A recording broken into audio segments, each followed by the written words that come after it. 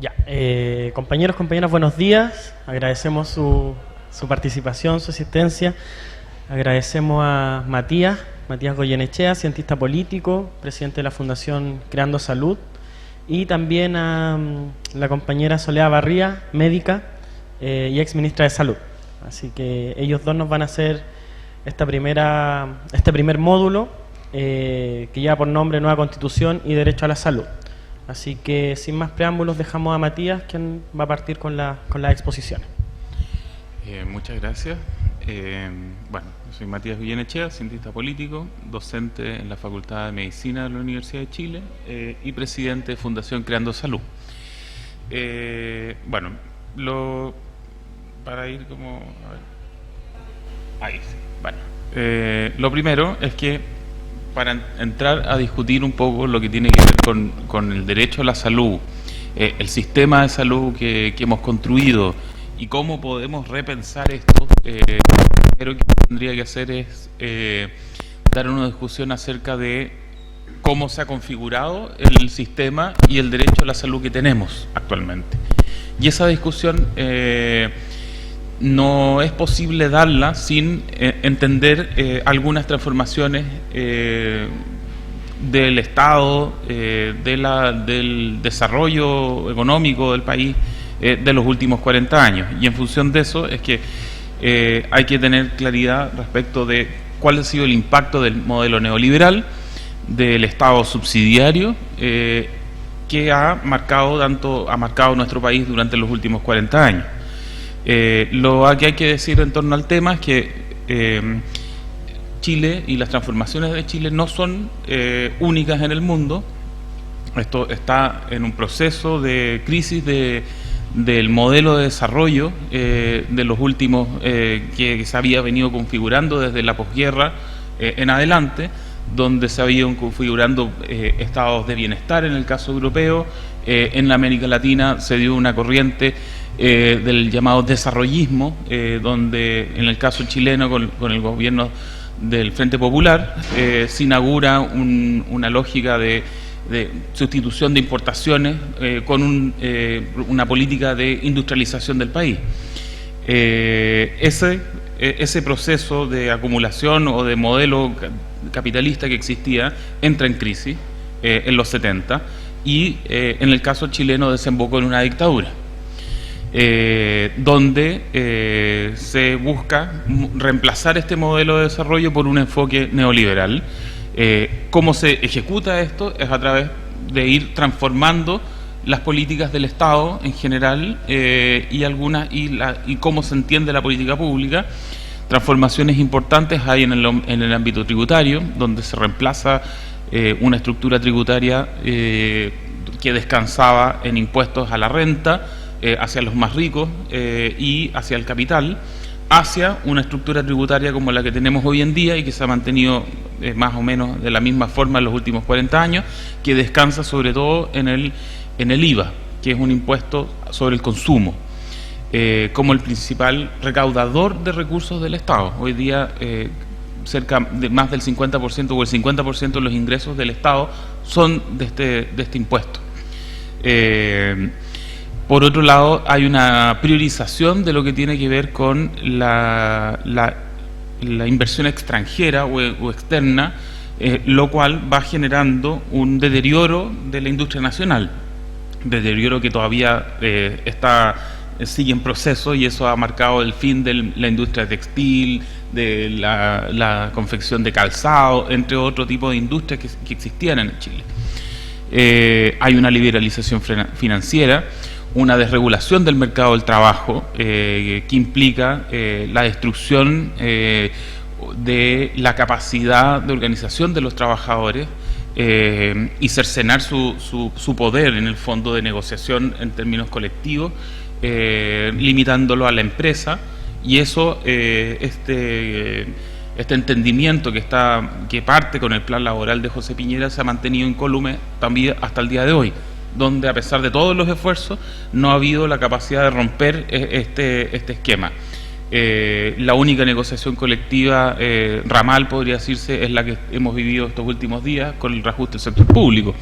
el resto de las áreas productivas no tienen esa capacidad.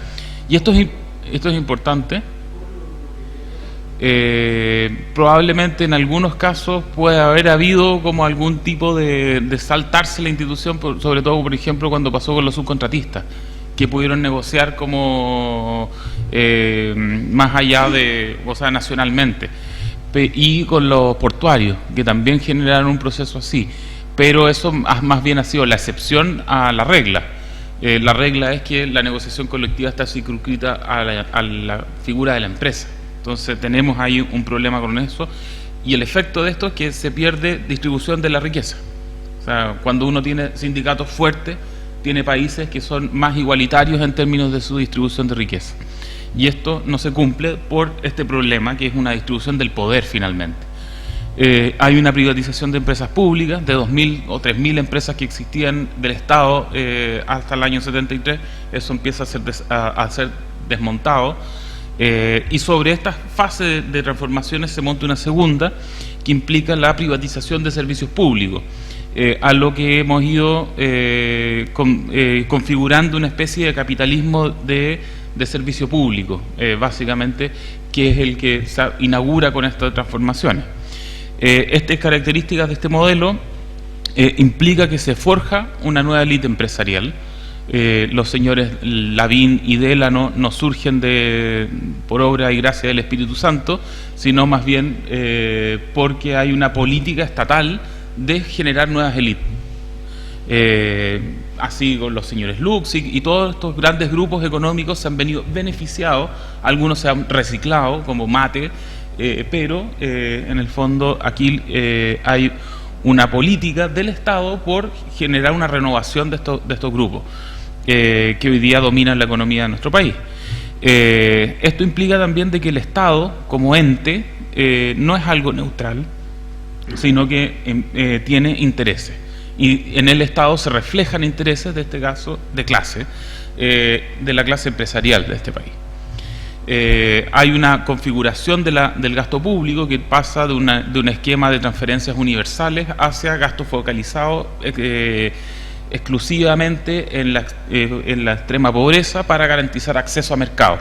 Entonces, la política del Estado está en función de esta lógica de favorecer el desarrollo de mercados más que de generar bienestar colectivo. Y por eso se puede uno empezar a ver o buscar esta lectura de los intereses de clase que se empiezan a expresar dentro del Estado. La privatización de servicios sociales o de políticas de los servicios y derechos que se entregaba por parte del Estado implica desmontar el Estado y la provisión estatal, o reduciéndola considerablemente en su capacidad, en salud, previsión, educación, vivienda, obras públicas. Habían iniciativas fuertes del Estado, en el caso de vivienda, Corvi, que generaba la política de viviendas sociales. Hasta el día de hoy existen todavía esos viviendas que se hicieron a través de la Corvi. En salud, en educación, existía la capacidad propia de producir la infraestructura. En obras públicas también. En previsión cambia la lógica del sistema, de un sistema de pensiones a un sistema que permite o facilita la acumulación de riquezas por los grupos empresariales. Entonces el sistema de pensiones no tiene que ver con pensiones, y eso es un problema de los que se ha venido viendo ahora más prístimamente. Esto va acompañado también de un discurso ideológico y de una cultura que uno podría decir que se empieza a forjar con esta lógica neoliberal, que tiene que ver con entender el consumo como uno de los paradigmas, el individualismo, la libertad entendida como libertad económica, donde la voluntad popular se refleja en los precios y en el valor de las cosas, y no en un sentido más clásico. Acá estamos hablando de una mercantilización de las condiciones de reproducción social de la vida. Desde que nacemos hasta que morimos estamos mediados por relaciones de mercado, y además, ahí hay una cita de Carlos Ruiz, profesor de la Facultad de Ciencias Sociales de la Universidad de Chile, y más abajo hay otro marco conceptual que puede ser interesante para entender todos estos procesos, es el del profesor David Harvey, que habla de cómo el neoliberalismo lo que implica es generar procesos de acumulación de capital en aquellos espacios donde no había mercado, y empieza a remercantilizar o mercantilizar espacios, generando una desposesión de derechos sobre las personas, y esto para mejorar la tasa de ganancia de los capitalistas. Salud y la Constitución. Dado que el Estado neoliberal lo que está buscando o pone como eje y objetivo el fortalecimiento y desarrollo de los mercados, lo que implica en salud es que tiene que estar alineado el derecho y las reglas del juego con la posibilidad de generar mercado.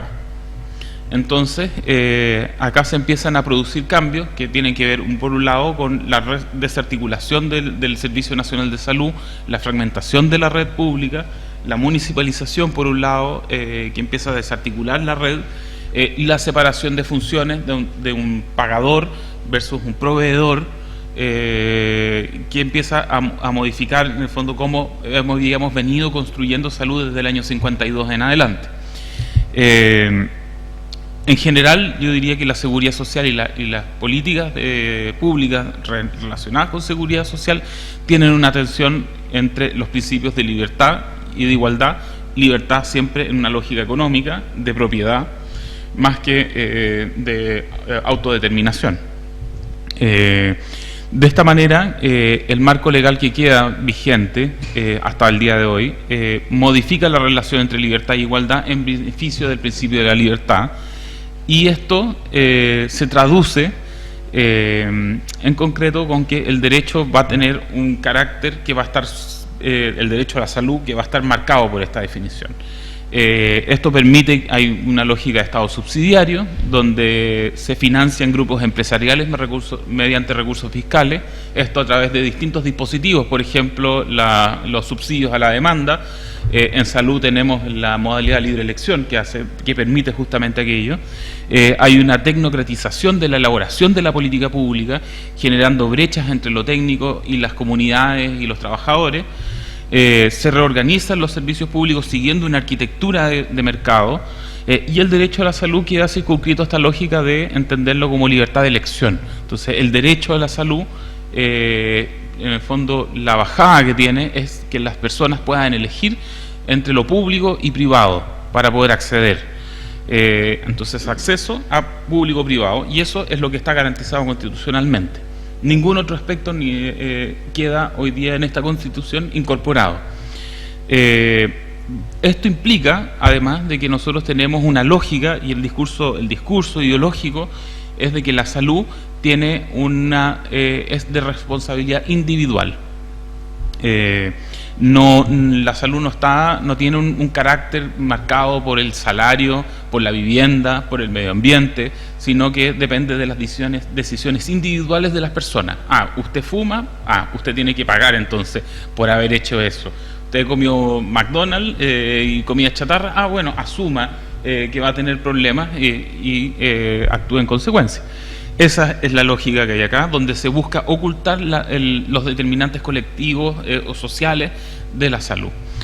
El discurso de la libertad de elección, que es un discurso que uno podría rastrear también en la discusión de salud durante los años 60, sobre todo con lo que tenía que ver con el ejercicio liberal de las profesiones, en el fondo lo que empieza a generarse como... empieza a tener empieza a configurarse como una falsa promesa, en el sentido de que no se cumple, dado que justamente para poder elegir tenemos que pagar. Entonces está mediado por esta capacidad de pago de las personas, y por lo tanto no todos podemos elegir vivir sano, que es un poco la lógica que tiene, que se ha venido generando a través del discurso neoliberal. En esa lámina, si alcanza a leer más o menos, lo que trato de hacer es un poco un resumen de los grandes problemas que tenemos como sistema, marcado por esta lógica del mercado y del Estado subsidiario. Hemos ido construyendo y fortaleciendo un sistema privado de salud en paralelo con uno público. ¿Qué características tiene lo privado? Básicamente que está altamente concentrado en términos de propiedad e integrado verticalmente. Y aquí el tránsito en el caso de los prestadores es que pasamos de la consulta del médico privado, que ya casi no existe o está en extinción absoluta, a grandes conglomerados de salud, los llamados holdings, que son integrados verticalmente en el sentido que tienen ISAPRES y clínicas en su red. Entonces lo que generan es un poder de mercado importante, y cuando se tiene poder de mercado se puede imponer precios a las personas, y eso y no solo a las personas, sino que a los proveedores, y a los mismos profesionales de la salud, etcétera. O sea, tiene fallas importantes esto. Lo que ha ido pasando es que los grupos empresariales han migrado al área de la salud, y de ahí algunos han ido vendiendo sus participaciones en privilegiar el ingreso de capitales extranjeros. Entonces hoy día lo último que ha pasado en los últimos 2 años, diría yo, es la entrada de capitales británicos y norteamericanos, que hoy día controlan gran parte de los holdings de salud. Yo diría que el único nacional que va quedando propiamente tal es el de la Cámara Chilena de la Construcción, a través de Inversiones La Construcción, que tiene su holding. Este sistema, además privado, está caracterizado por un problema que es brutal, que tiene que ver con la existencia de las ISAPRES. Las ISAPRES son entidades que están subsidiadas en el fondo, dado que utilizan los recursos de la seguridad social, y esto tiene que ver justamente con que el Estado buscó generar mercado, y generar mercado implicó entregarles recursos para poder desarrollarse y expandirse. Las ISAPRES usan recursos de la seguridad social, que son el 7% obligatorio, pero en una lógica privada los utilizan. En ese sentido, se le cobra a las personas de acuerdo al riesgo que tengan a enfermar. Entonces las personas con mayores riesgos tienen que pagar más en caso de querer estar afiliadas a una ISAPRE. Los grupos más castigados son los más pequeños, los niños más pequeños, las mujeres en edad fértil y los adultos mayores, así como personas que tengan algún tipo de problema de salud crónico. Lo más prístino que va quedando está un poquito más arriba, que tiene que ver con las preexistencias. Las preexistencias son, en el fondo, las barreras de ingreso que tiene el sistema privado, donde en el fondo evita de que las personas que tengan mayor riesgo puedan entrar. Y esto que ha ilustrado un poco la frase que dice, poco feliz, del señor Caviedes, cuando dice que no queremos enfermos aquí en el sistema. Entonces esa es un poco la lógica de las preexistencias. Cautividad. ¿Qué quiere decir esto? Que las personas, cuando logran ingresar al sistema de aseguramiento privado y van envejeciendo dentro de su ISAPRE, su riesgo va aumentando en la medida que aumenta la edad. Entonces van quedando presas de la ISAPRE y no pueden cambiarse, y la única forma de cambiarse es ir a FONASA. Y tiene alzas injustificadas, basado básicamente en que hay alzas de precios que no corresponden, dado que no hay un aumento de servicios y que los planes están ajustados a UEF. Lo que hemos ido construyendo con el sector privado básicamente es un sistema que no tiene solidaridad, que funciona como un seguro de corto plazo, y en la medida que va aumentando el riesgo de la persona es expulsado. Lo público se constituye como también replicando una lógica de mercado, con esta separación de funciones entre el FONASA y los prestadores, que se relacionan mediante precios o aranceles. Estos tienen el problema de que no están ajustados a valores reales. Entonces lo que se ha ido generando en términos de financiamiento es de que los recursos que recibe la red pública son insuficientes para cubrir sus costos, y por lo tanto hemos ido generando una deuda estructural gigantesca que lo impide su desarrollo y fortalecimiento. Además de eso, hemos introducido lógicas de funcionamiento propios del mercado privado a través de copago y dependencia de mecanismos de mercado y de comerciales, en lo que tiene que ver con la provisión misma y hoy día nos parece totalmente natural de que se externalicen servicios, vigilancia, aseo, etcétera, incluso hasta el personal en general ya está comprado como servicio, y sin relación contractuales con los mismos hospitales. Entonces la mercantilización y comercialización dentro de lo público es algo que ha venido avanzando como una especie de cáncer que se ha venido comiendo también el sector. ¿Qué ha pasado? Que la capacidad pública en este entendido se ha venido reduciendo. Si uno compara, y esto siempre lo menciono, las camas, no es un indicador que me guste mucho, pero es el que uno puede utilizar un poco. Las camas públicas al año 2000 eran 3 por cada 1000 beneficiarios de FONASA. Al año 2015 teníamos 1,8 camas por esos 1000 beneficiarios. Entonces hay una reducción importante que tiene que ver con que se expande la población, pero esa expansión de población no estuvo acompañada de la inversión necesaria para poder hacerse cargo de esa demanda. Eso si lo medimos en edificios, por ejemplo. Pero, por ejemplo, si uno ve esta discusión relacionada con la distribución del personal de salud, también encontramos inequidades graves. En el caso de los médicos, que es lo que más se conoce porque ha habido investigación respecto al tema, es de que el 57% de las horas potenciales de los médicos en Chile están para atender a los 3,5 millones que están en ISAPRE, versus el resto de las 43 horas, 42 horas y tanto, que están para atender a 14 millones de personas. Entonces tenemos una distribución entre sistemas que es sumamente desigual, y además esta distribución también es desigual en términos geográficos o territoriales. En Santiago uno tiene hasta un 30% más de probabilidades de acceder a una atención de médico o médico especialista que en el norte o el sur del país. Y también hay inequidades en términos de lo rural y urbano. Entonces hemos ido generando esta falta de capacidad y que sobre todo lo que tiene que ver con el gasto. Por ejemplo, la mayor parte del gasto en salud está concentrado, o casi la mitad, para atender a los 3,5 millones de personas, y en la otra mitad para los 14 millones. Entonces, toda esta inequidad que se ha venido construyendo es en función de estos dos sistemas paralelos. En concreto, esta disparidad implica que hay una capacidad instalada que es insuficiente para hacerse cargo de la demanda del país en términos de salud. ¿Qué produce eso? Tiempos de espera, las famosas listas de espera, que se vuelven crónicas. Y junto con eso, la necesidad de comprar, porque dado que los hospitales no pueden, o que el mundo público no puede hacerlo, tiene que comprarle al privado para poder hacerse cargo de lo más urgente, o generar vías como la modalidad de libre elección para que las personas puedan saltarse y ir directamente al sistema privado, financiados por fondos públicos, lo cual va generando un círculo vicioso donde se debilita más lo público y se fortalece más lo privado.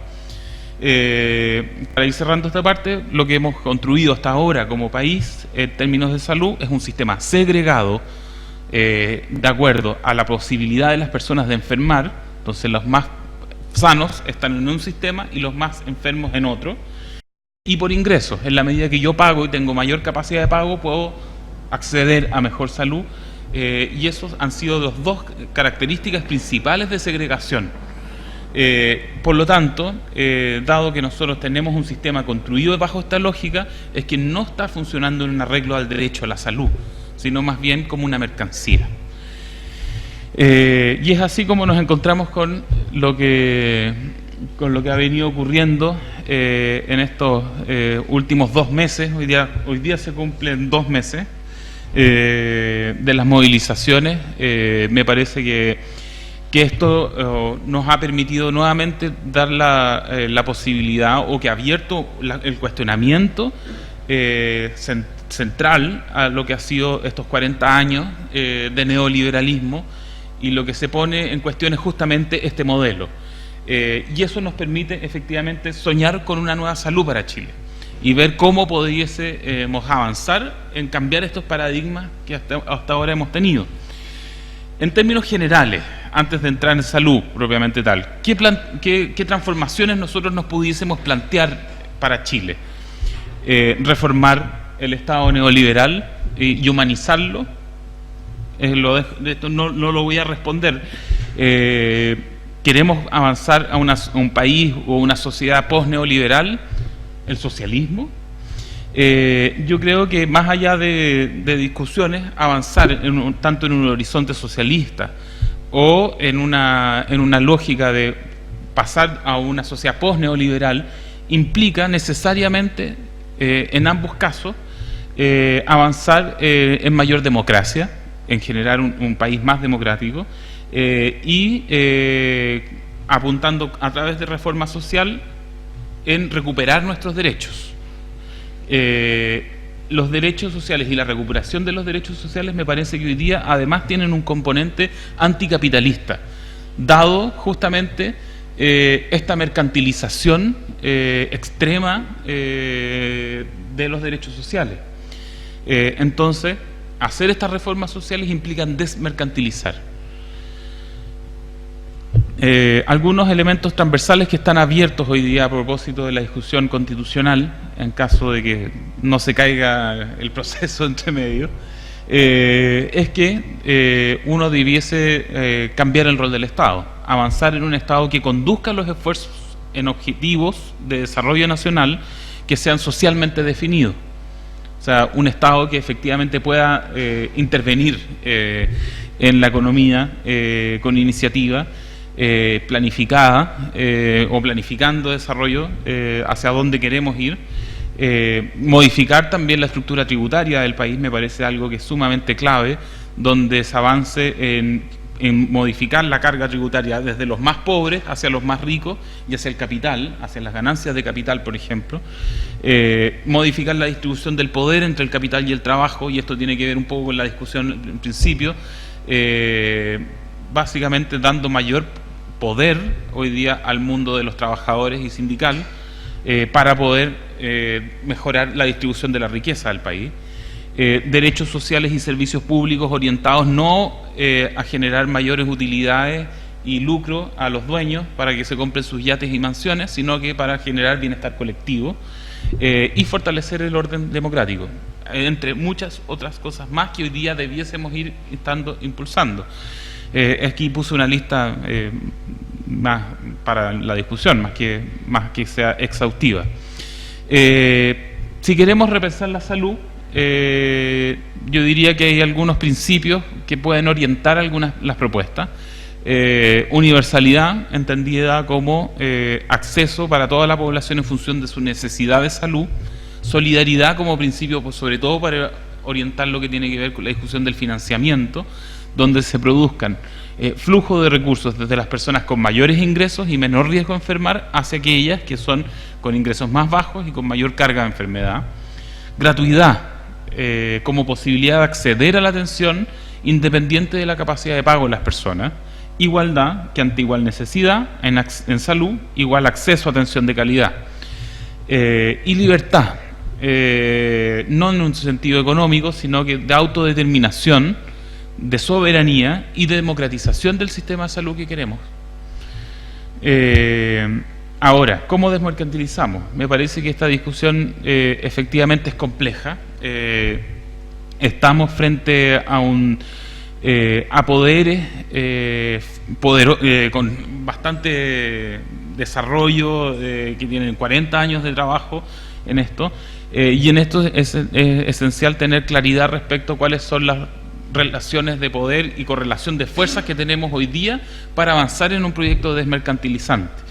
Estamos hoy día en condiciones de pasar de esta defensa del sector público, siempre digamos, los que hemos trabajado en salud desde hace muchos años hablamos de la defensa de la salud pública. Estamos en condiciones de dejar la defensa de la salud pública a un lado y avanzar hacia una ofensiva en términos de desmercantilizar. ¿Esas son las condiciones del día de hoy o no? Esas son cosas que tenemos que ir clarificando, pero hay que tener claridad de que nos enfrentamos a un poder importante. Aquí hay un tinglado mercantil en salud que es gigantesco, que no está reducido a las ISAPRES, que la ISAPRES es la cara quizás más simbólica de esto, pero aquí estamos hablando de, no sé, transnacionales que tienen intereses en toda Latinoamérica, en Estados Unidos y Europa. United Health, por ejemplo, que es dueño de Banmédica hoy día, además nuestro presidente es accionista de ese conglomerado. Entonces, además hay intereses cruzados. Pero además de eso, están las farmacéuticas, está la industria de la tecnología médica o sanitaria. Entonces estamos frente a un enemigo que es poderoso. Y por otro lado, a pesar de 2 meses de fuertes movilizaciones, la agenda de salud del gobierno no se ha movido ni un ápice.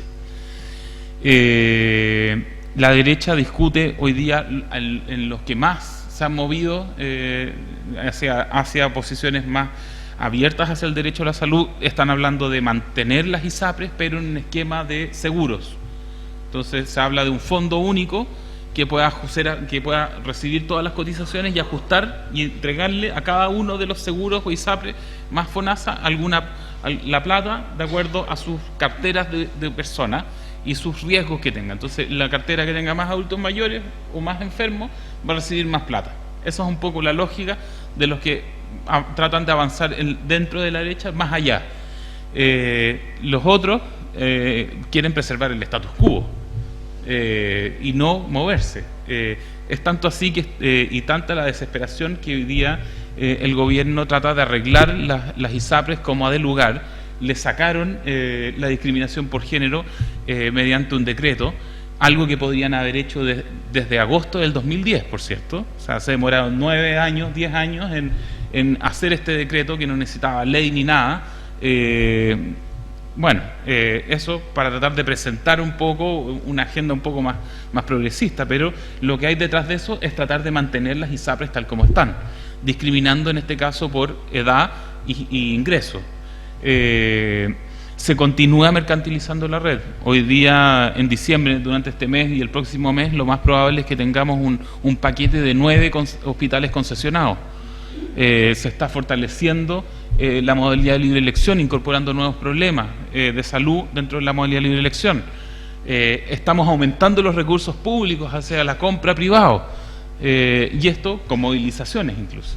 Entonces tenemos un sistema político que es impermeable a la movilización y eso es preocupante. Me parece que aquí es fundamental dar discusiones que pongan efectivamente o que desplacen la lógica de cómo entendemos la salud, que cuestionen el lucro.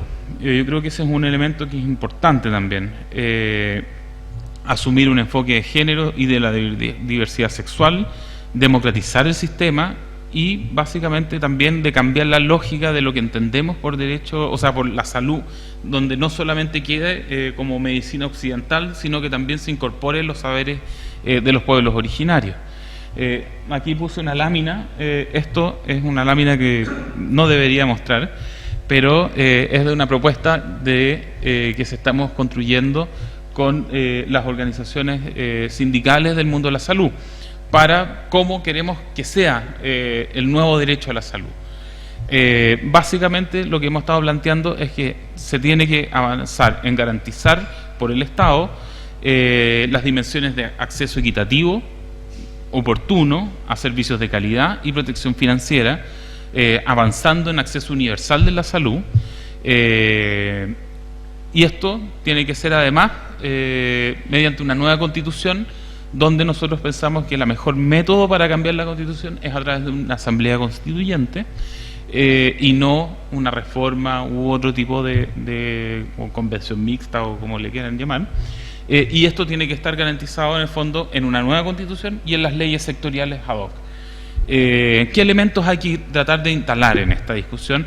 En que el nuevo concepto de salud no solamente se quede en lo curativo. No podemos entender la salud solamente como enfermedad, sino que los elementos no curativos deben estar integrados en el derecho a la salud, haciendo énfasis en la prevención, promoción, participación comunitaria, es decir, entender, comprender integralmente la salud más allá de la enfermedad referida al bienestar pleno de la población. Y acá me detengo en este punto. El Estado debe velar por la equidad en los estados de salud de los distintos grupos de la población. Hace un par de semanas el ministro de Salud dijo de que tenemos el mejor sistema del planeta de salud. Claro, uno puede decir que en términos de esperanza de vida, gasto, tenemos indicadores que son envidiables y eso es real. Sin embargo, detrás de estos promedios se esconden las desigualdades.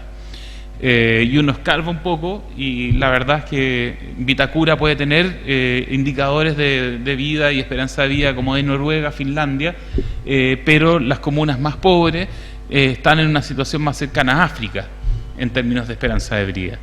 Y eso no solo aquí en Santiago, sino que también se traduce en lo que tiene que ver una comuna rural versus una comuna urbana en regiones. Entonces hemos ido construyendo un país donde los resultados de salud son inequitativos y el Estado debe velar porque haya equidad en resultados de salud. Otro elemento es el lucro. Me parece de que el lucro no es compatible con los principios y el derecho a la salud, entendido en una lógica más allá de lo curativo, que avanza hacia el bienestar y que garantice acceso oportuno, calidad, etcétera, etcétera. El lucro, más que generar inversión, como a veces le dicen la gente de las ISAPRES, que esto genera una capacidad instalada que hay que usar, etcétera, lo que genera son impedimentos a la consecución del derecho a la salud. Y consideramos, esto es la explicación más técnica, de que ¿por qué? Es porque el lucro induce demanda. Entonces, por ejemplo, la clínica, dado que los ingresos del ISAPRE y del dueño de esta institución va a depender de cada una de las acciones que se realicen, lo que va a generar es que se le va a pedir a la persona no el examen que necesita, sino 10 exámenes, haciendo un sobreconsumo y induciendo demanda. Y por otro lado se genera a veces la selección de prestaciones. O sea, se generan, en vez de resolver el problema con un tipo de intervención que pudiese ser sanitariamente más eficiente, se genera una selección que busca lo más rentable y no aquello que sea más eficiente. Entonces, el lucro no es eficiente en términos sanitarios. Puede ser eficiente para llenar los bolsillos de algunos caballeros, pero no para tener un sistema de salud que cumpla con una lógica de derecho. Lo que hemos más o menos construido es la idea de prohibir o proponer la prohibición del lucro, sobre todo centrada en la prestación de salud, con fondos públicos y de seguridad social como piso. Sobre eso, ojalá, pero al menos eso como elemento basal que uno debiera considerar. Por otro lado, la lógica de salud debiese garantizar e incluir perspectivas de género y de diversidad sexual y de pueblos originarios. Para ir cerrando, hoy día nosotros tenemos un sistema dual, o sea, 2, incluso hasta 4 sistemas distintos, si uno incluye a Fuerzas Armadas y lo que tiene que ver con las mutuales, son como 4 sistemas que están funcionando en paralelo y que es profundamente segmentado y desigual. Me parece de que más allá de las disquisiciones que uno tenga con los procesos, creo que es fundamental ir en abril a ganar el plebiscito para terminar con la constitución de Pinochet y Lagos. Es necesario ganar ese proceso y que además tengamos la mayoría y podamos conquistar desde el mundo social la posibilidad de influir en ese proceso con delegados y ganando la mayoría en ese espacio. En paralelo o posterior a eso, me parece que hoy día podemos avanzar en la eliminación de las ISAPRES o de generar un cuestionamiento a su existencia, que yo creo que es bastante, nadie les gusta las ISAPRES en Chile, y ahí en ese sentido hay una oportunidad para cuestionarla. Me parece que se puede avanzar en una ley que elimine las ISAPRES de la administración de los recursos de la seguridad social. Esto en el proceso, puede ir en paralelo en el proceso constituyente, y que esto desemboque en una entidad pública que puede ser, que nosotros le llamamos un Fondo Universal de Salud, que concentre los recursos tanto de impuestos generales como de la seguridad social, y que eso sirva para ir fortaleciendo una red pública de salud, o sea, que no sea una entidad que compre prestaciones de salud, sino que financie red de salud, bajo un modelo de redes integradas basado en una atención primaria universal. Esto, de todas maneras, tiene que avanzarse en redefinir el rol del Estado, en generar una nueva constitución con derecho a la salud universal, Me parece que esto también no es excluyente de dar la discusión de modificar la estructura tributaria, y en la medida de que nosotros podamos tener tributos que sean de carácter progresivo, uno puede ir terminando con el sistema contributivo de pagar, de financiar la salud. Hoy día nosotros dependemos básicamente de impuestos generales que son regresivos y de las contribuciones que están relacionadas o en relación a renta. Pero esa estructura puede ser modificada en la medida en que nosotros podamos tener impuestos generales que efectivamente paguen los más ricos y las grandes empresas. Y en función de eso podemos ir disminuyendo el porcentaje de cotización hasta su extinción. ¿Para qué? Para avanzar hacia un sistema único o universal de salud, para Chile.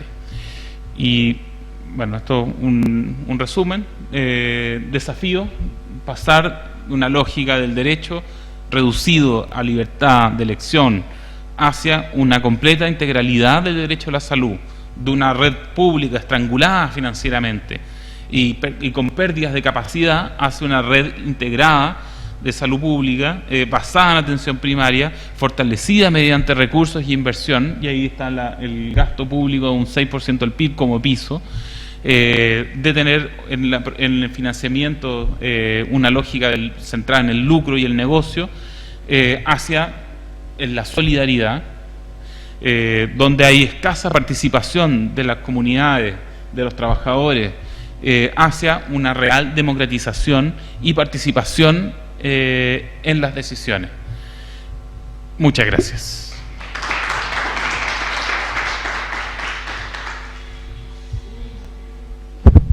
Sí, agradecemos a Matías. Para poder optimizar de mejor manera los tiempos, y a propósito de que las dos exposiciones son complementarias, vamos a dar paso a la presentación de la compañera Soledad, y posterior a ello vamos a hacer las preguntas. Como les decía recién, Soledad Barría, ex ministra, médica y también académica de la Universidad de Chile. Así que le damos el espacio ahora.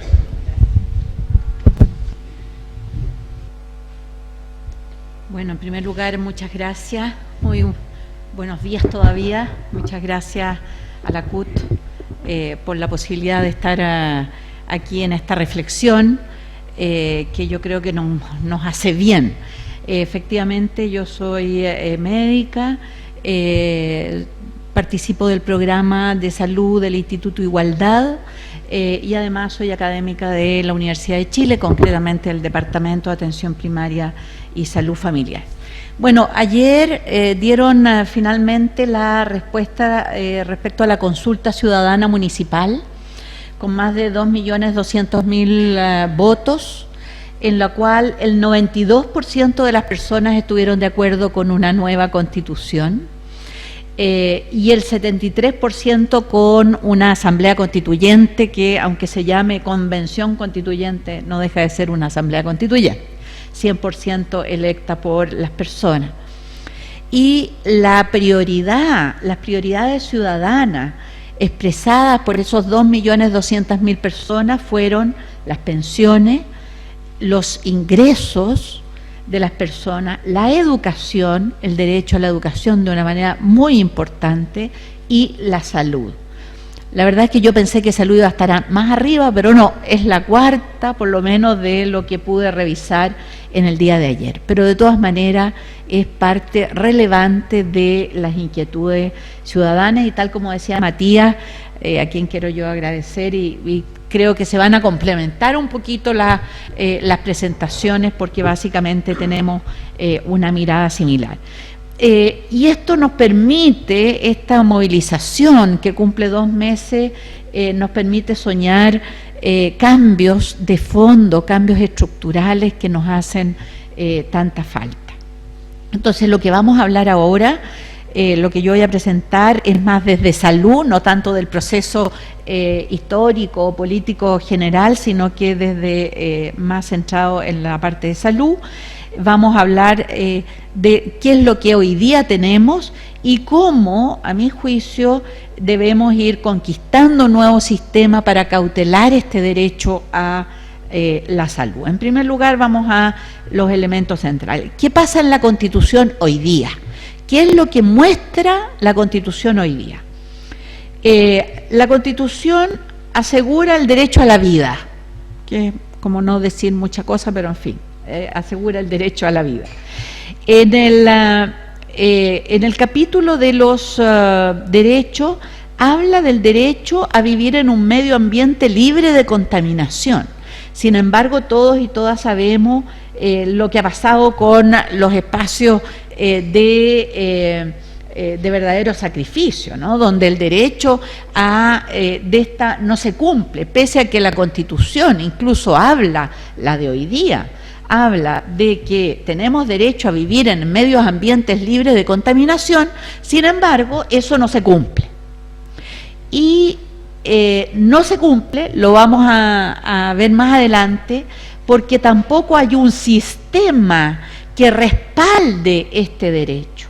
Entonces, una cosa es tener derechos. Por ejemplo, uno dice, tenemos derecho a la justicia, pero entonces tiene que haber un sistema que respalde, que garantice el ejercicio de ese derecho a la justicia. Y hay un sistema judicial.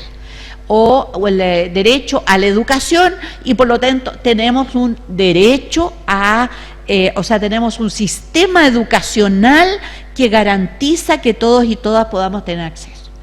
Y en salud esto no pasa.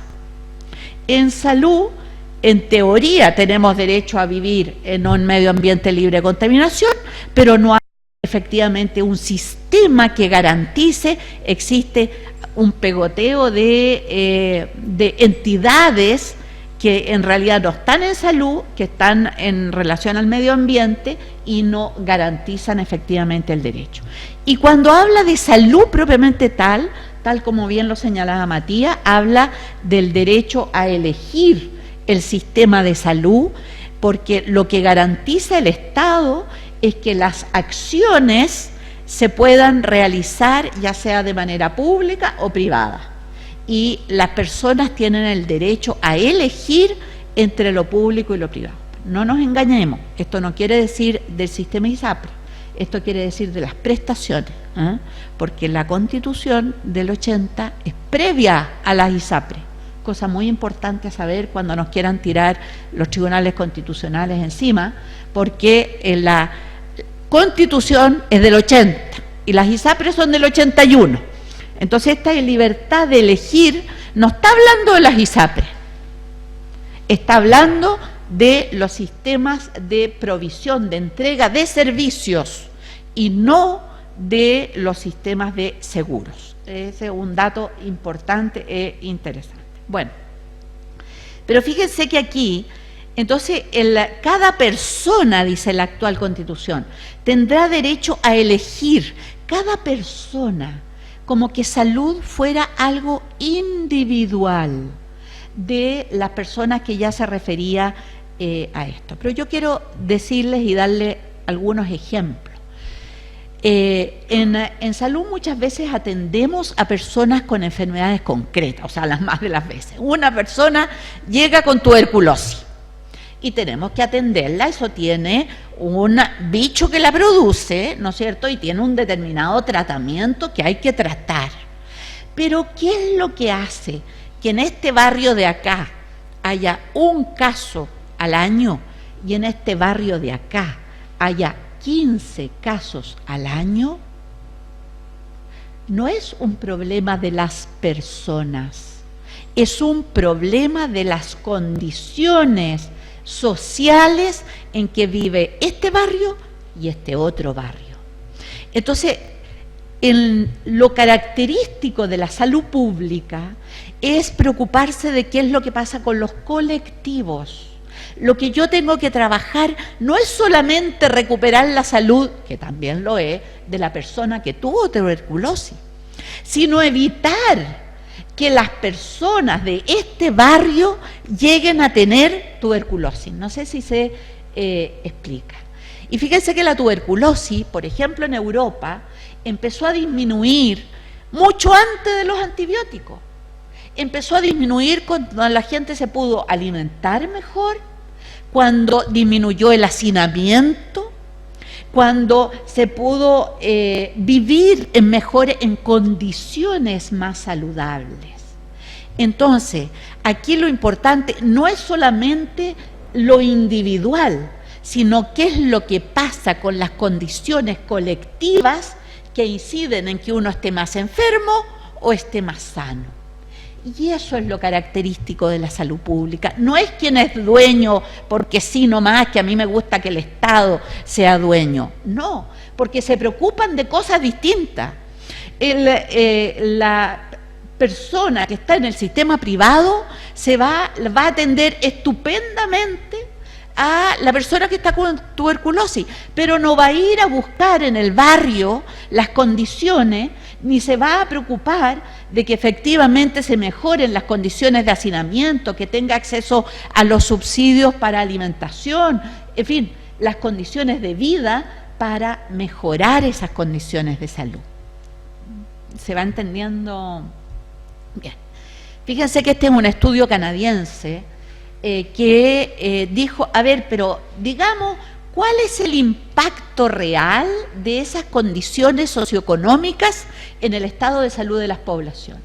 Y miren, cuando uno jura, porque todos hemos pasado por eso, de que es su cuerpo el responsable, o es la genética la responsable de que uno tenga enfermedades o no tenga enfermedades, y no es así. La mitad, el 50%, esto es un estudio canadiense, no estamos aquí hablando de cualquier lugar, la mitad del impacto está causado por condiciones socioeconómicas y el 10%, ese que dice 10%, por el ambiente físico. Fíjense que apenas el 15% está determinado por lo biológico y lo genético y un 25% por el sistema de salud, que ayuda o no ayuda en tener impacto en salud. Entonces, aquí es central que cuando hablamos de salud, hablemos de salud y no hablemos solo de enfermedades, pero dentro de este modelo neoliberal, porque yo quiero decirles que Allende, por ejemplo, publicó el año 39 un libro sobre la salud, y en ese libro un capítulo tiene que ver con la nutrición, un capítulo con la vivienda, otro capítulo con el salario, o sea, todo lo que son las condiciones socioeconómicas que estaban súper claritas, pero como nos vino una revolución neoliberal hace 40 años, como que pasó a ser relevante lo individual y no lo colectivo. Y yo quiero decirles que lo individual, la recuperación de la enfermedad, allí está el negocio. Las farmacéuticas, las productoras de tecnologías, después de las armas, son el principal negocio en el mundo. O sea, el principal son las armas y el segundo son las farmacéuticas, para que nos ubiquemos. Entonces, tal como decía Matías, estamos hablando de poderosos, es don dinero, como decía, un canto muy bonito. Bueno, entonces, hay que diferenciar lo que es el concepto de enfermedad, que ha sido utilizado solo de manera individual, que es lo que permite, donde además se le da preponderancia a lo médico, cuando lo médico no es, como veíamos, lo que más va a causar, sino que es lo social, y eso tiene que ver con la enseñanza, en fin, con muchas otras cosas, y asocia el negocio. Entonces, cuando nosotros decimos qué oportunidad nos da discutir de una nueva constitución, yo creo que tenemos que pensar en la oportunidad de cambiar el concepto desde enfermedad a salud, a cambiar el concepto de solo la recuperación médica a lo que es efectivamente lo más importante. Fíjense que yo graficaba esto como un río. Yo puedo acá, avanzado en el río, puedo ver qué diablo es lo que está contaminada el agua. Y entonces le pongo muchos filtros. Pongo filtros, potabilizo, y está bien, porque voy a tener un agua mejor. trato las enfermedades, pero la enfermedad o la contaminación es un síntoma de lo que está pasando mucho más arriba, lo que pasa antes. Entonces, la obligación nuestra es ir a buscar qué está contaminando. También podremos poner filtros para estar más seguros, pero la obligación es ir río arriba para buscar entonces qué es lo que está produciendo efectivamente las enfermedades. Entonces, fíjense que yo traje aquí, por ejemplo, en Brasil, el año 88 se dictó, cuando volvió la democracia, una nueva constitución. Y fíjense que es bien distinta a lo que dice respecto a la nuestra. Esa constitución habla del derecho de todos y habla del deber del Estado, cosa que no, o sea, una cosa es el derecho, lo que yo les decía, y alguien tiene que garantizar esto. El deber del Estado, entonces, garantizado por medio de políticas sociales y económicas que reduzcan el riesgo, o sea, de ir a mirar que el agua de arriba no esté contaminada, disminuir el riesgo y el acceso universal igualitario a acciones y servicios. Entonces, el acceso es una parte, pero en realidad tenemos que preocuparnos de la globalidad. Entonces, hay dos, y con esto quiero terminar esta primera parte, que dice, hay dos elementos centrales que tienen que ver cuáles son los resultados sanitarios, qué es lo que efectivamente tenemos de nuestra población y cuál es el resultado en materia de acceso a prestaciones o a acciones. Y esto es lo que ha pasado en nuestro país. Nosotros tenemos, tal como lo decía bien Matías, desigualdad en los resultados de salud. Es decir, no da lo mismo en qué territorio se vive, no da lo mismo a qué etnia pertenecemos, ni a qué nivel socioeconómico tenemos.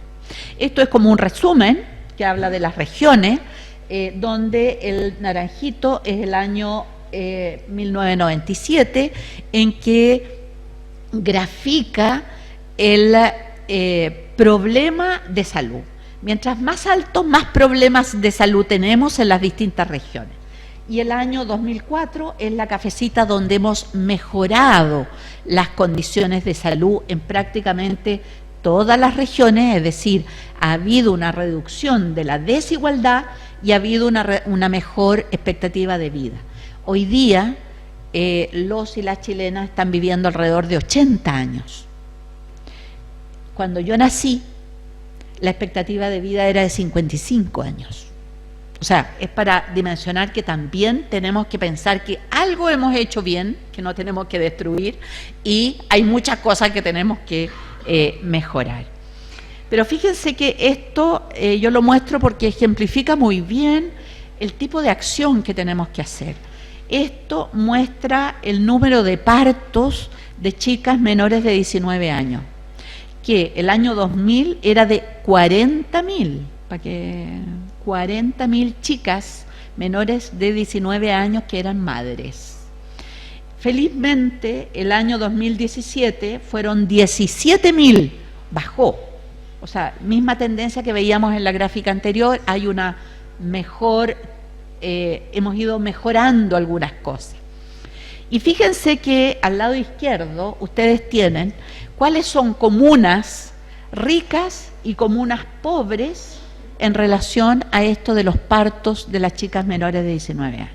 Entonces, cuando habían 100 partos en comunas, como que son las chiquititas ahí, como Providencia o Vitacura, una o a lo más dos eran menores de 19 años.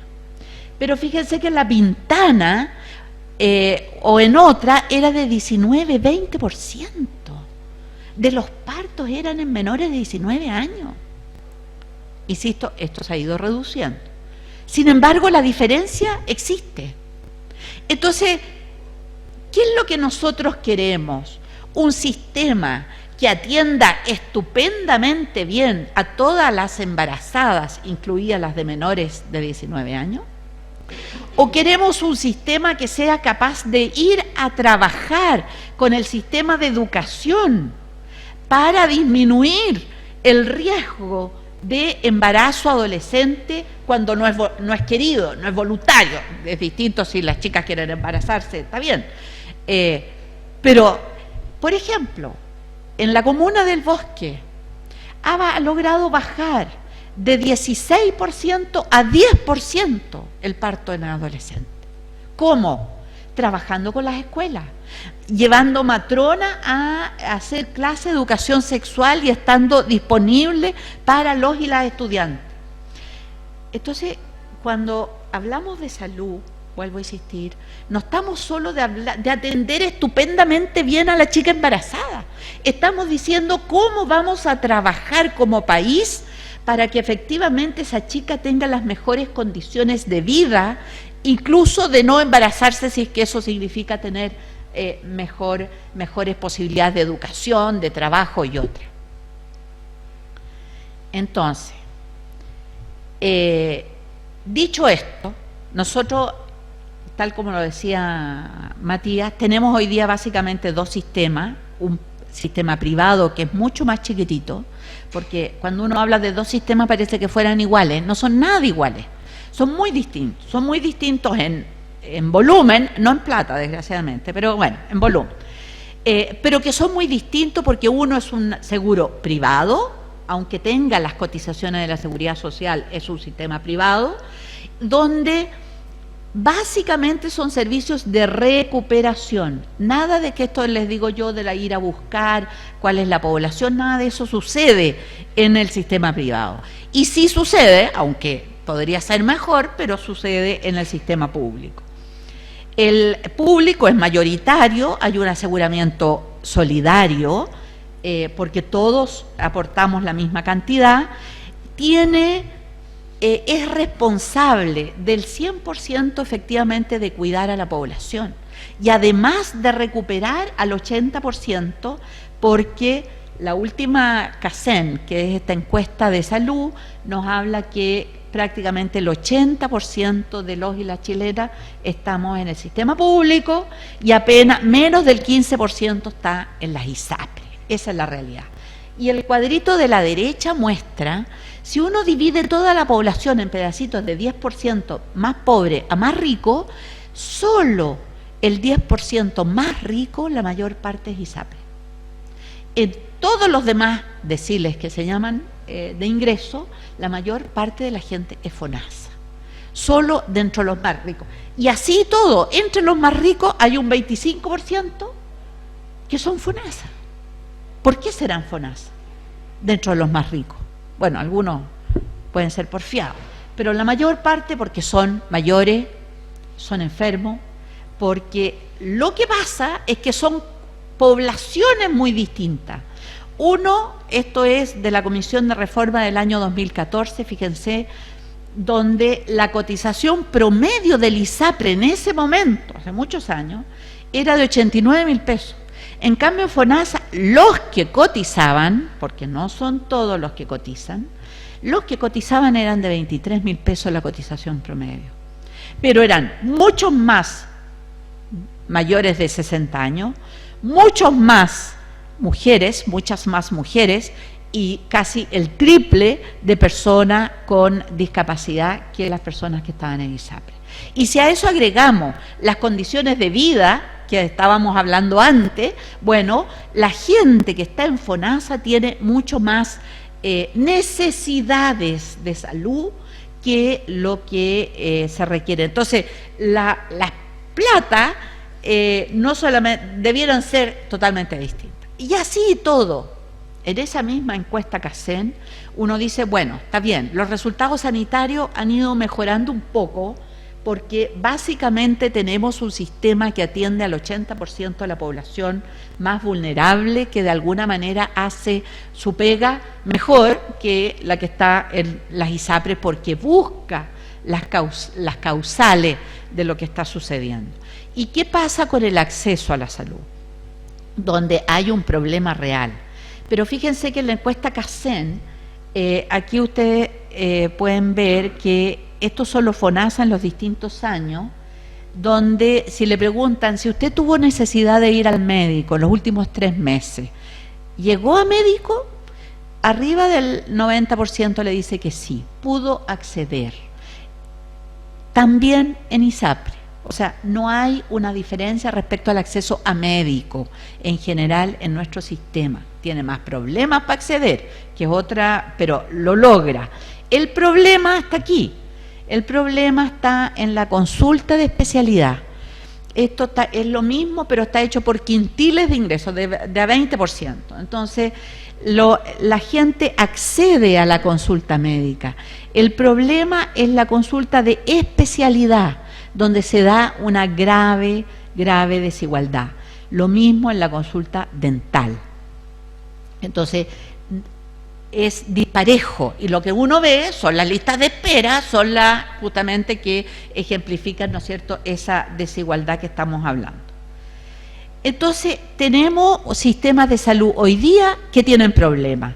Hay una tremenda sensación y realidad de desigualdad entre los sistemas públicos y privados. El sistema privado también tiene problemas por discriminación de sexo. Hoy día el gobierno Piñera dice que va a terminar con la discriminación en las ISAPRE, pero eso es a futuro. No le va a la gente que hoy día está en la ISAPRE, no pasa nada. Está hablando de a 20 años. Esto es lo mismo que el cambio en las pensiones, ¿no es cierto?, a 40, 50 años, a lo mejor pero esperemos que a 20 años ya no tengamos ISAPRE garantizando la salud. Bueno, el sistema público tiene graves dificultades de acceso, de trato, de tiempos de espera, y hay una gran desigualdad en el gasto. Fíjense que de todo lo que Chile gasta, la mitad, como decía, lo gasta el sistema privado, y apenas la otra mitad, con la otra mitad hay que hacer maravillas de el 100% de la promoción, más la recuperación de ese 80% que tiene más necesidades. Entonces aquí viene la disyuntiva, ¿cómo lo hacemos hacia adelante? Entonces, ¿cómo se hace para tener un sistema que cautele efectivamente el derecho a la salud en nuestra Constitución? Y cuando uno habla de sistema de salud, uno tiene que pensar a quiénes pone en el centro, que en este caso es a las personas, a la familia, a las comunidades, y uno rápidamente habla del financiamiento. Pero la verdad es que quizás más importante que el financiamiento es la organización de este sistema para cautelar este derecho. Y fíjense que yo les voy a mostrar aquí, esta es la expectativa de vida, donde acá está la expectativa de vida, acá está Chile, que tiene casi 80 años de expectativa bastante buena. Y esto es el gasto en salud. Nosotros tenemos un gasto relativamente bajo para la expectativa de vida que tenemos. ¿Por qué? Porque el sistema público es bastante eficiente para ese 80%. Fíjense que los que quieren ISAPRE para todos o que haya más sistema privado, quieren irse asemejando a lo que es Estados Unidos, que es esta, que tiene muchísimo más gasto, pero sin una organización de sistema y por lo tanto peores resultados. En Estados Unidos la expectativa de vida es menor que en Chile, y de hecho los últimos años ha venido disminuyendo y no aumentando como es en nuestro caso. Entonces, la organización del sistema es un tema absolutamente relevante, de la misma manera como puede serlo el financiamiento, pero yo creo que incluso más. Entonces, tenemos hoy día nuevos desafíos, vivimos más, tenemos enfermedades crónicas, ya no es tan fácil un antibiótico para mejorarse de la diabetes, no es suficiente, vamos a tener que seguir con la diabetes durante mucho tiempo. Entonces, ¿qué es lo que queremos? ¿Queremos un sistema, queremos más atenciones o queremos mejor salud? Como disyuntiva, ¿no? Entonces, bueno, yo creo, y aquí la maravilla de la movilización social es que nos impacta lo bien que se entienden algunos de estos conceptos. Por ejemplo, más justicia social, menos fluoxetina, que es un tratamiento para la depresión. O sea, la depresión no solamente tiene una causa orgánica, que es lo que yo les decía al inicio, sino que tiene que ver en cómo vivimos, cómo trabajamos, cuánto trabajamos, cómo nos transportamos, etcétera. Entonces necesitamos un sistema que garantice este derecho a la salud, y tenemos una parte avanzada importante, que es un sistema actual público que nos tiene que servir de base, pero tenemos puntos críticos que hay que cambiar y mejorar. Uno es este cambio de lógica, porque también en nuestros centros de atención primaria o en los hospitales, para qué decir, está la lógica de la enfermedad y no está la lógica de la salud. Entonces, ese es un aspecto que tenemos que cambiar. Tenemos que mejorar la coordinación entre la atención primaria y los otros niveles para disminuir esta desigualdad de acceso, especialmente en las especialidades, pero tenemos que aprender a trabajar con otros de mucho mejor manera y tenemos que avanzar en un sistema solidario. Pero tenemos una base. Fíjense que el sistema público tiene más de 2.000 establecimientos de atención primaria. Si uno dijera, ¿qué tenemos que hacer para darle atención primaria a todo el país? A los 3 millones, a los 4 millones que hoy día están en ISAPRE.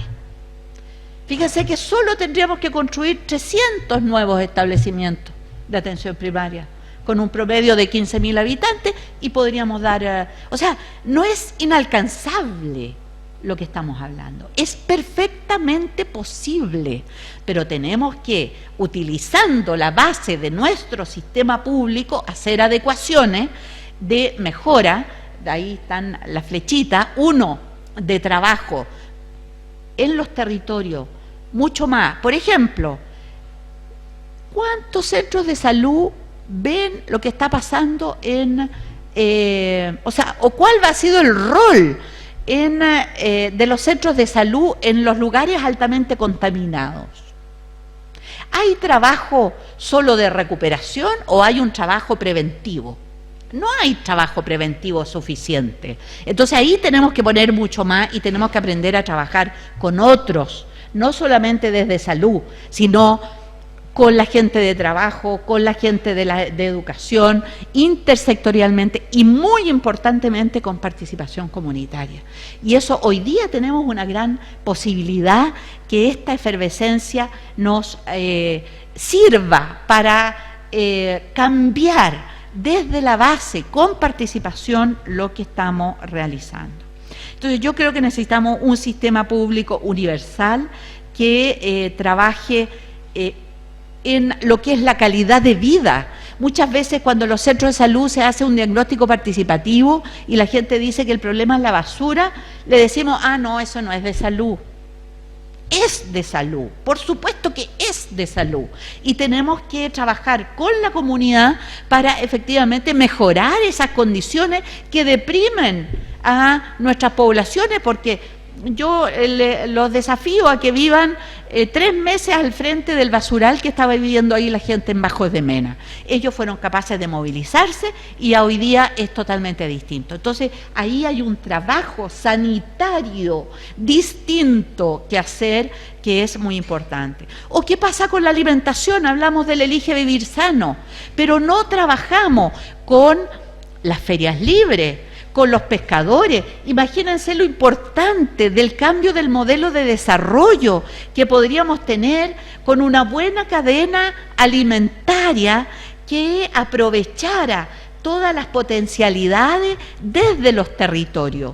Entonces necesitamos, para disminuir las desigualdades, un sistema universal, solidario, de calidad, que trabaje en redes basadas en la atención primaria. Desde el punto de vista de financiamiento, solo palabrita, ya lo habló bien Matías, de que tenemos de toda la plata que se gasta Chile, desgraciadamente para el sistema público solo está la mitad, y eso hay que hacer un cambio para tener todas las platas de la seguridad social en conjunto. Yo creo que no es posible un sistema solidario, universal, sin un financiamiento solidario público que avance poniendo en conjunto a lo menos el 7% de todos y todas las chilenas y pasando las ISAPRE a seguros complementarios. Pero ojo, porque no solamente hay que poner en conjunto, sino que también saber qué es lo que se va a hacer con esa plata, porque tal como decía Matías, muy bien puede ser, y de hecho ya circulan algunos estudios de institutos de derecha que dice pongamos todo en común y después que nos pasen a las ISAPRE lo de nuestra población, y es una manera más de hacerse del aporte fiscal, por ejemplo, es como quien dice ISAPRE para todos, y entonces vamos a terminar como Estados Unidos gastando una porrada de plata, pésimas condiciones, y seguir con discriminación, con discriminaciones de todo tipo, que es lo que va a suceder. Entonces, no solamente tenemos que ponernos de acuerdo en un fondo, que es indispensable, sino que eso sea para financiar a un sistema público, ¿no es cierto?, de calidad, con dignidad. Habitualmente los sistemas de salud se financian con impuestos generales, como lo decía bien Matías, pero uno puede decir, bueno, eso puede ser en un horizonte a más largo plazo, a 5 o 10 años, eso es lo que queremos. Y mientras tanto ponemos en común nuestro 7% y luego vamos bajando la cotización. Ojalá nuestros trabajadores pudieran, en vez de cotizar un 7, cotizar un 5. Yo quiero decirles que el 80, o sea, se cotizaba el 2%, y esto fue aumentando primero a 4, después a 6, para darle viabilidad justamente a las ISAPRES, porque se retiró además los recursos del empleador, que recuerdan la Seguridad Social tenía esta triple.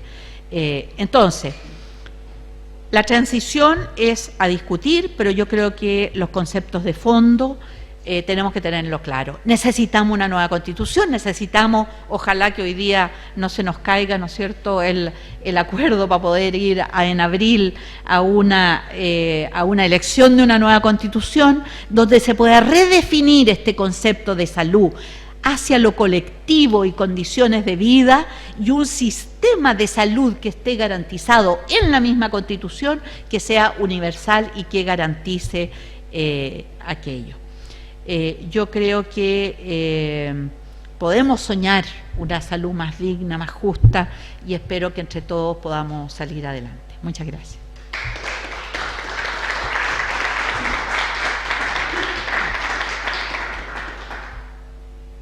Muchas gracias, profesora, por su presentación.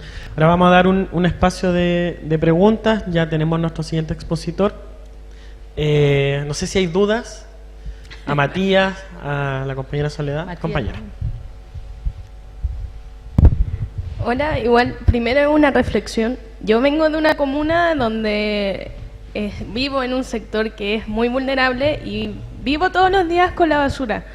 Entonces, más que, además de incluirle el tema de los recursos sanitarios para ir limpiando la comuna, también se necesita educación. Exacto. En reciclaje, en limpieza, porque igual la gente ahí está acostumbrada ya a botar la basura en la calle, en dejarla tirada, en botar muebles y todo esto. Y la pregunta era más enfocada en lo que expuso la primera persona sobre el tema de la perspectiva de género.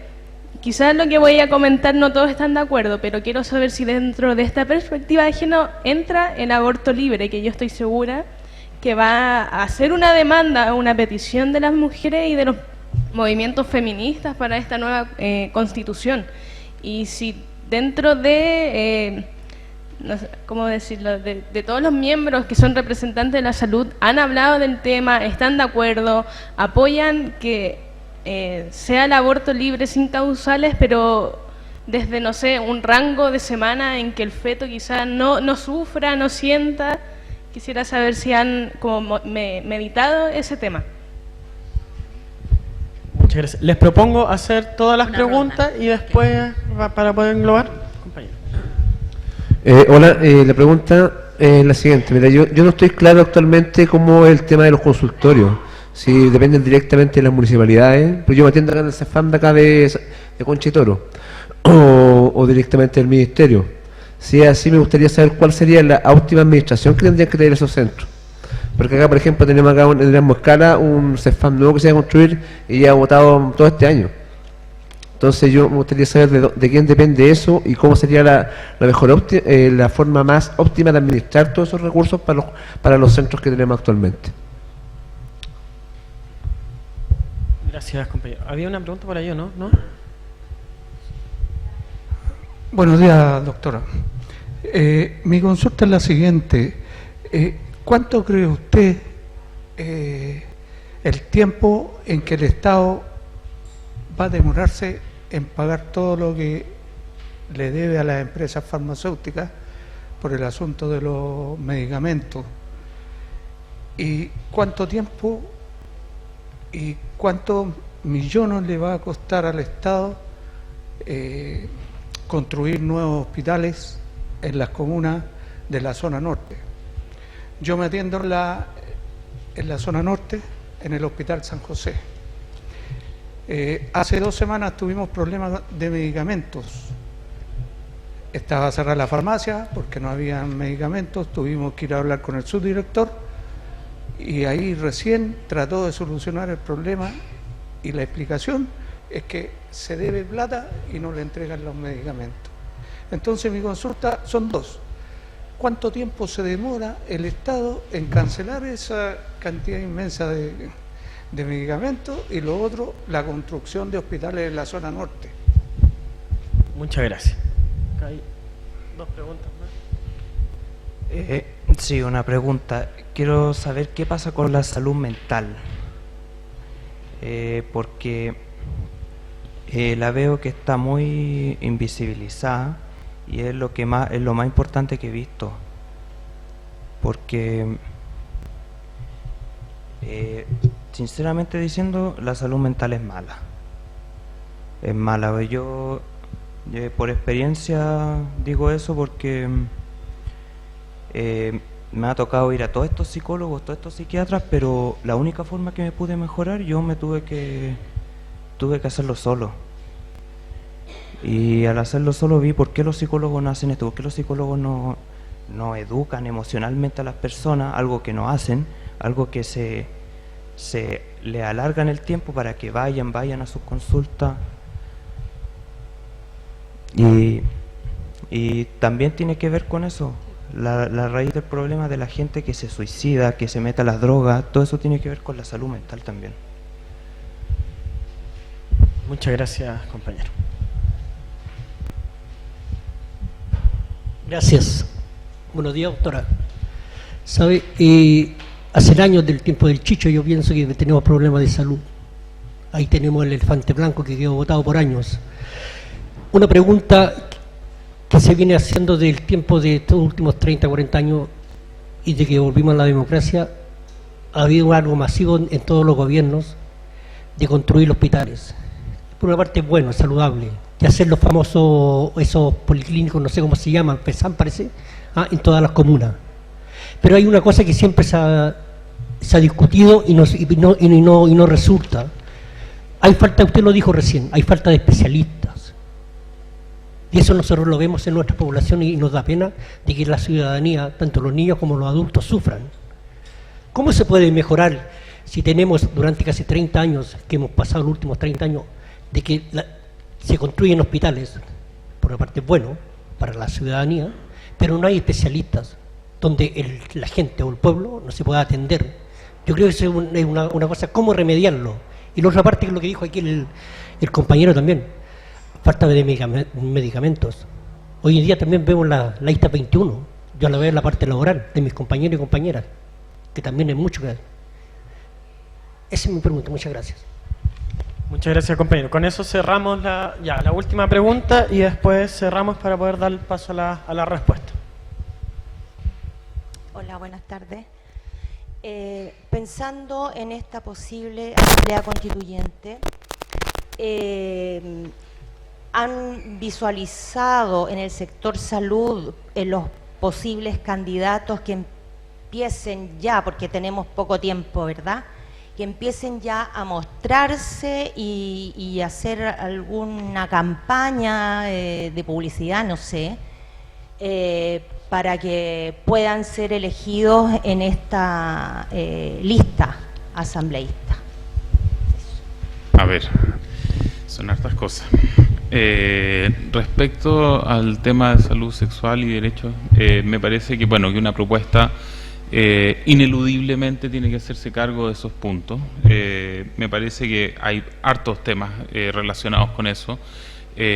Por un lado, tener efectivamente atención igualitaria, no sexista, que hoy día ocurre efectivamente de que tenemos ciertos estigmas que se imponen dentro de la atención de salud, y eso es algo que hay que avanzar en ir terminándolo.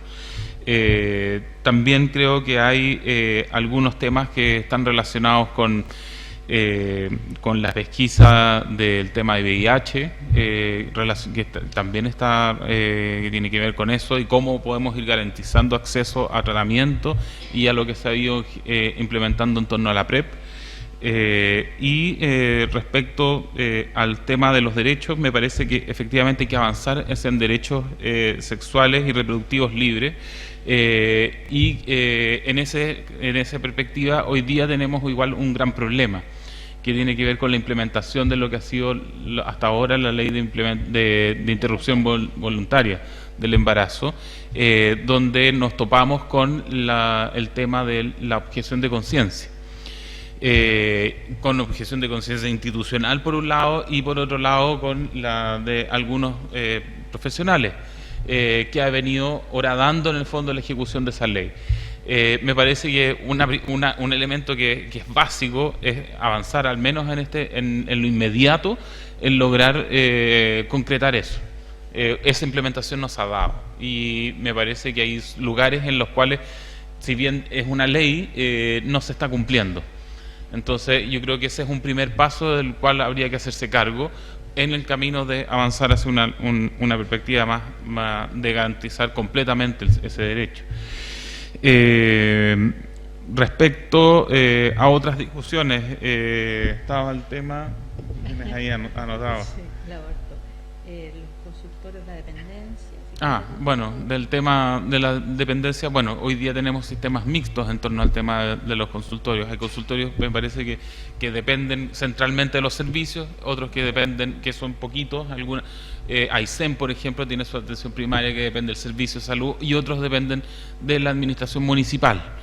Esta es una discusión que se lleva desde harto tiempo en salud, si es que tiene que volver esto a lo central o no. Yo diría que hoy día, si bien esta discusión es compleja, yo soy de la idea de que se tiene que tener un sistema integral de salud, idealmente. Ahora también hay que reconocer ciertas ventajas que tiene el territorio o la territorialidad municipal, que tiene que ver muchas veces que se pueden hacer intervenciones con distintos dispositivos de educación intersectoriales que se dan en los municipios y que no tenemos en otros espacios. De todas maneras, yo creo que hay que ir explorando. Me parece que también ahora, a propósito de la reconfiguración de lo que tiene que ver con los gobiernos regionales, quizás pueda haber ahí otra ventana de oportunidad para efectos de reestructurar lo municipal o no.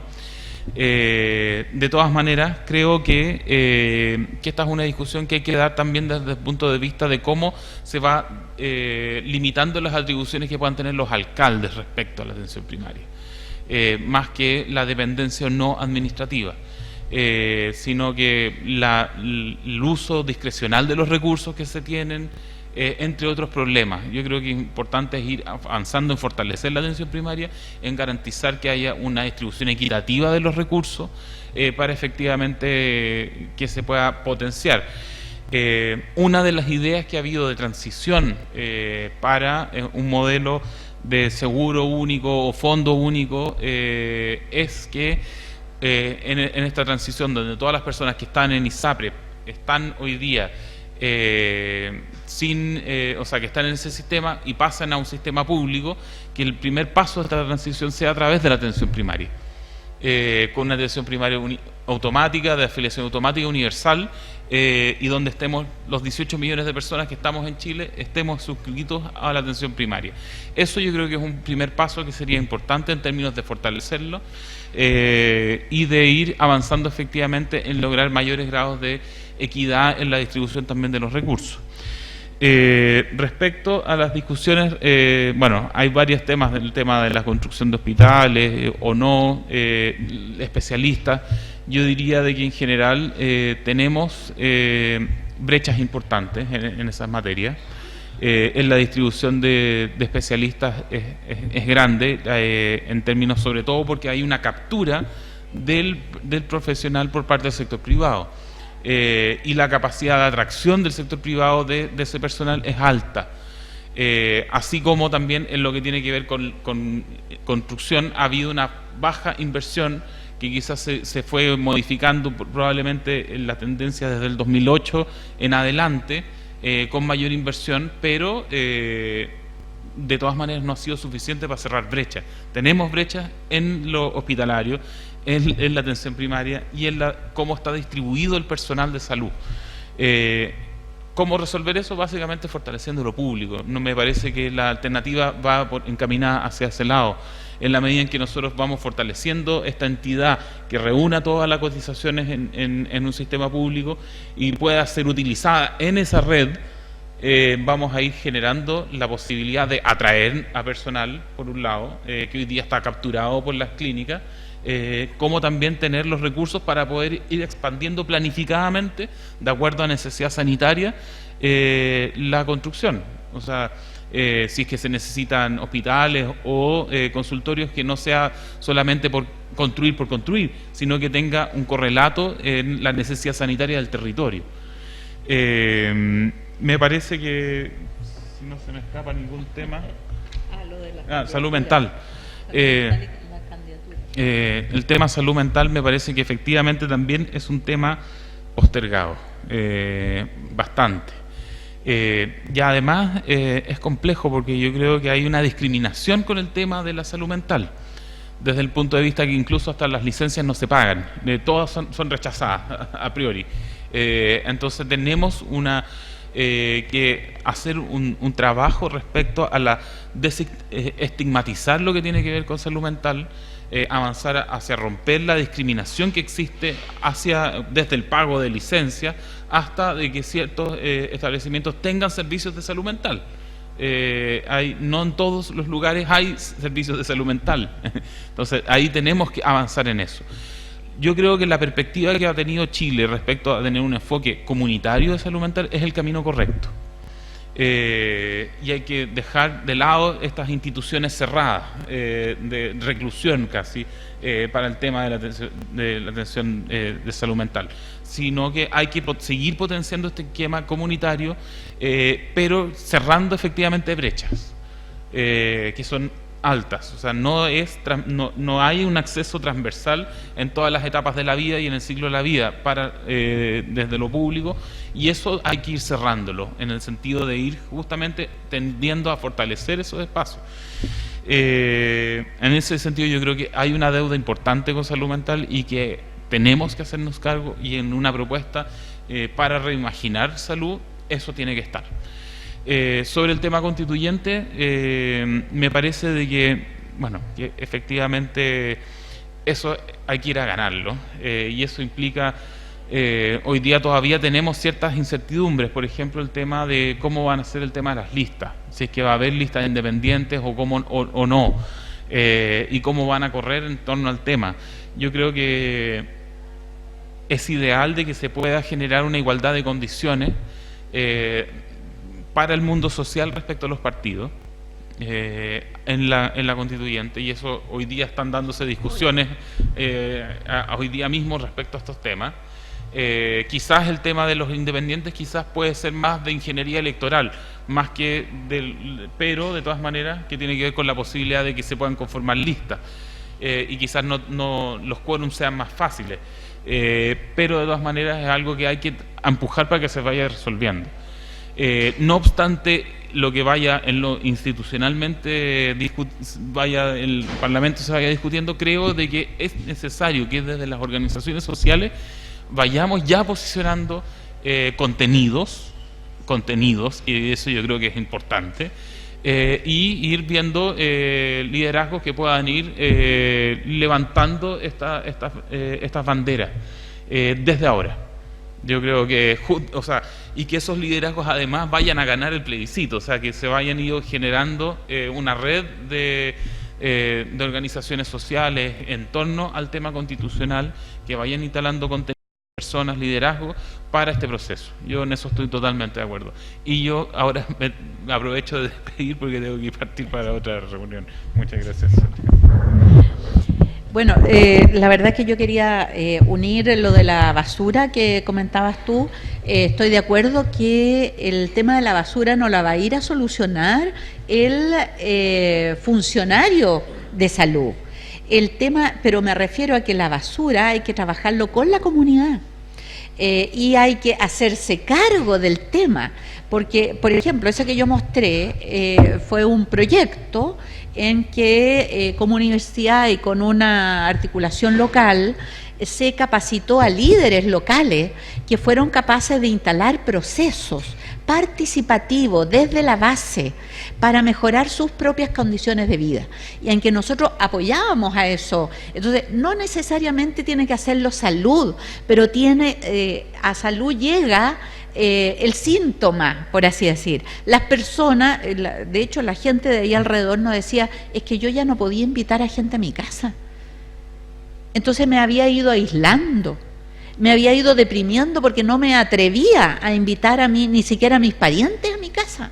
Entonces, la diferencia que hace empoderar a la población para que con ella y desde ella se vaya construyendo una mejor calidad de vida, hace una tremenda diferencia respecto a la posibilidad de enfermar o de sanar.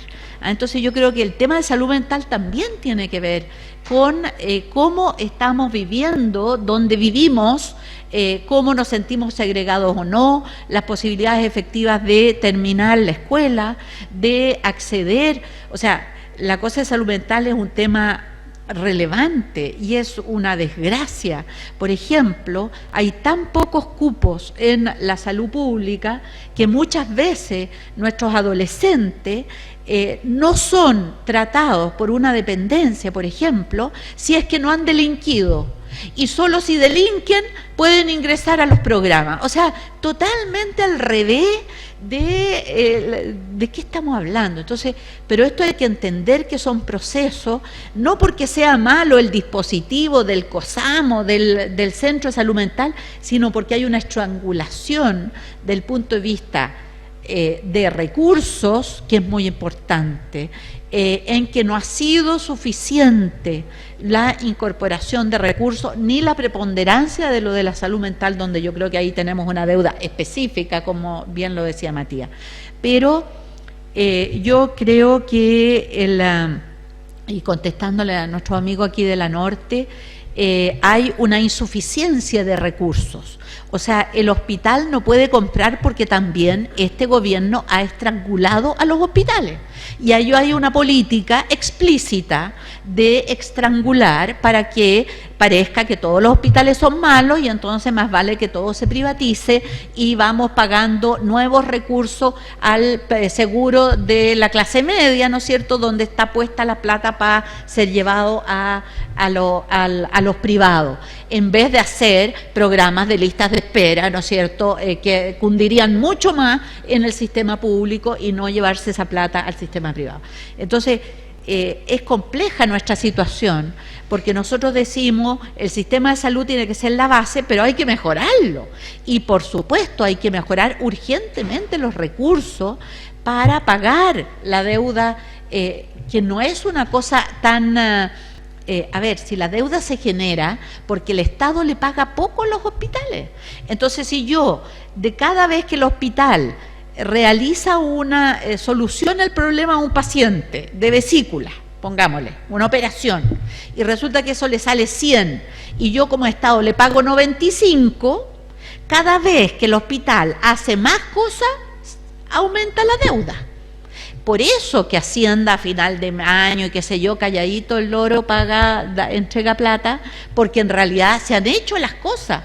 Lo que pasa es que no se ha, pero se tiende a estrangular el sistema público y con eso se generan condiciones también de rabia, ¿no es cierto?, para que al final todos digamos, ay, mejor váyase a lo privado. Y no es esa la solución. Respecto a la Norte, yo quiero decirle que las inversiones se demoran 4 a 6 años, pero por ejemplo, existe, ahora debe traspasarse el Félix Bulnes, que está en el Hospital Metropolitano, que era el antiguo hospital militar, ¿se acuerdan? Ese antiguo hospital militar se ha ido convirtiendo en un hospital tapón, por así decir. Fue inicialmente el Hospital de la Florida antes que se terminara de construir. Y funcionó acá en Providencia. Y después, cuando se cayó el Félix Bulnes, se fue la gente al Hospital de la Florida. Hoy día está funcionando el Félix Bulnes. El Félix Bulnes tiene que irse al hospital, el nuevo Hospital Félix Bulnes.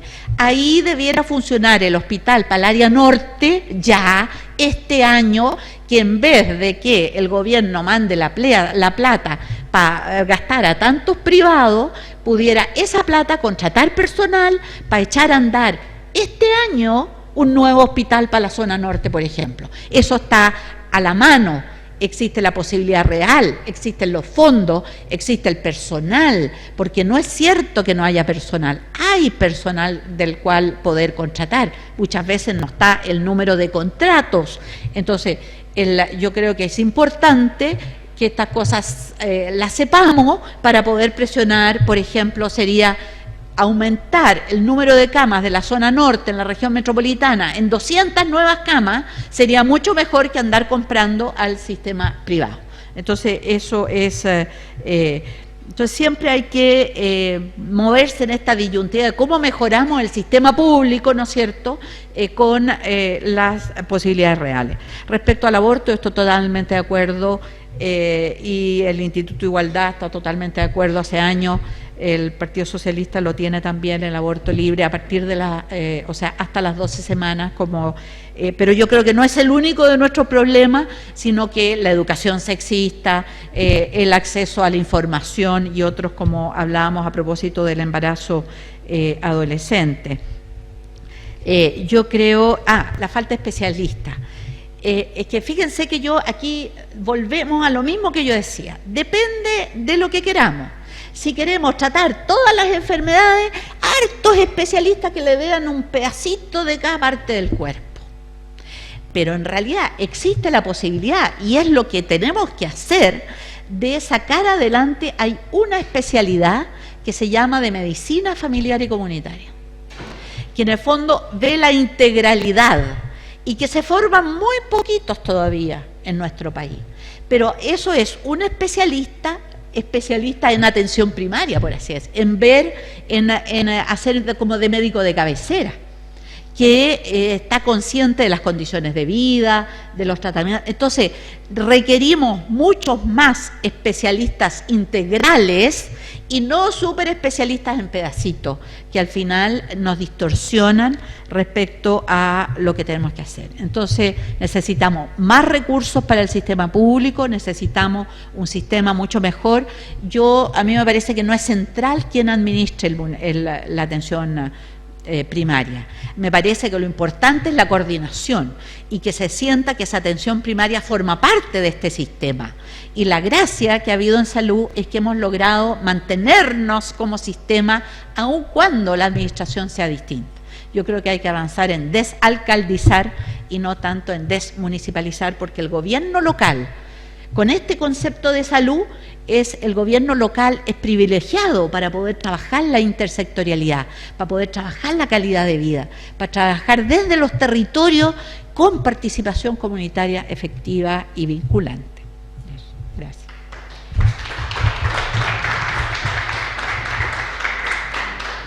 Muchas gracias, compañera.